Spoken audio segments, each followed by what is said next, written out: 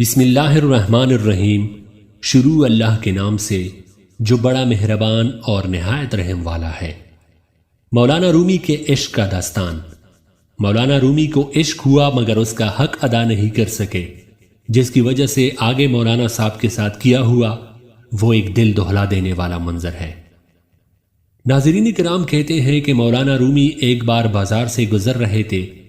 مولانا صاحب کے سامنے کریانے کی ایک دکان تھی اور ایک درمیانی عمر کی خاتون دکان پر کھڑی تھی۔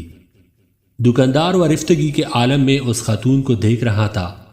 وہ جس چیز کی طرف اشارہ کرتی تو دکاندار ہاتھ سے اس بوری سے وہ چیز نکالنے لگتا اور اس وقت تک وہ چیز تیلے میں ڈالتا جاتا جب تک خاتون کی انگلی کسی دوسری بوری کی طرف نہیں جاتی، اور دکاندار دوسری بوری سے بھی اندھادھند چیزیں نکال کر تیلے میں ڈالنے لگتا۔ یہ عجیب منظر تھا کہ دکاندار ورفتگی کے ساتھ گاہک کو دیکھ رہا تھا اور گاہک انگلی کے اشارے سے دکاندار کو پوری دکان میں گھما رہا تھا۔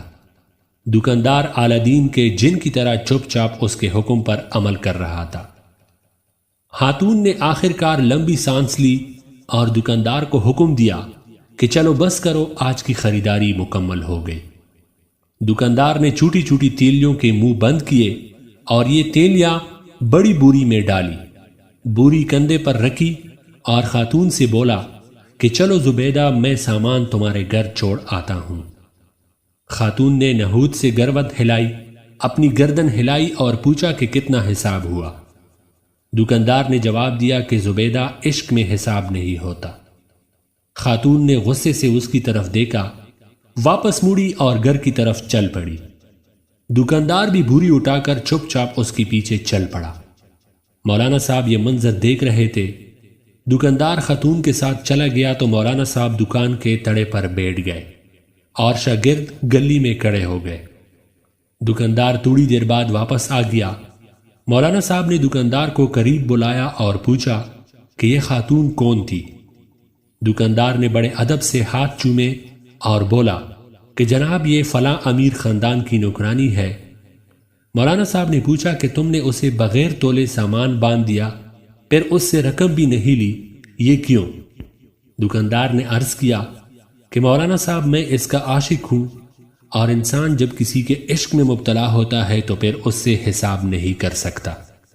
دکاندار کی یہ بات سیدھی مولانا صاحب کے دل پر لگی۔ وہ چکرائے اور بے ہوش ہو کر گر پڑے۔ شاگرد دوڑے چلے آئے، مولانا صاحب کو اٹھایا اور ان کے چہرے پر ارگے گلاب چھڑکا، ان کی ہتھیلیاں اور پاؤں رگڑے۔ مولانا صاحب نے بڑی مشکل سے آنکھیں کھولی۔ اب دکاندار گھبرایا ہوا تھا۔ وہ مولانا صاحب پر جھکا اور ادب سے عرض کیا کہ جناب، اگر مجھ سے غلطی ہو گئی ہو تو معافی چاہتا ہوں۔ جس پر مولانا صاحب نے فرمایا کہ تم میرے محسن ہو، تم میرے مرشد ہو، کیونکہ تم نے مجھے آج زندگی میں عشق کا سب سے بڑا سبق دیا۔ دکاندار نے خیرت سے پوچھا کہ جناب وہ کیسے؟ تو مولانا صاحب نے فرمایا کہ میں نے جانا کہ تم ایک عورت کے عشق میں مبتلا ہو کر حساب سے بیگانے ہو، جبکہ میں اللہ کی تسبیح بھی گن گن کر کرتا ہوں، نفل بھی گن گن کر پڑھتا ہوں، قرآن مجید کی تلاوت بھی اورات گن کر کرتا ہوں، لیکن اس کے باوجود اللہ تعالیٰ سے عشق کا دعویٰ بھی کرتا ہوں۔ تم کتنے سچے اور میں کس قدر جھوٹا عاشق ہوں۔ مولانا صاحب وہاں سے اٹھے، اپنی درگاہ پر واپس آئے اور اپنے استاد حضرت شمس تبریز کے ساتھ مل کر عشق کے 40 اصول لکھے۔ ان اصولوں میں ایک اصول بے حساب اطاعت بھی تھا۔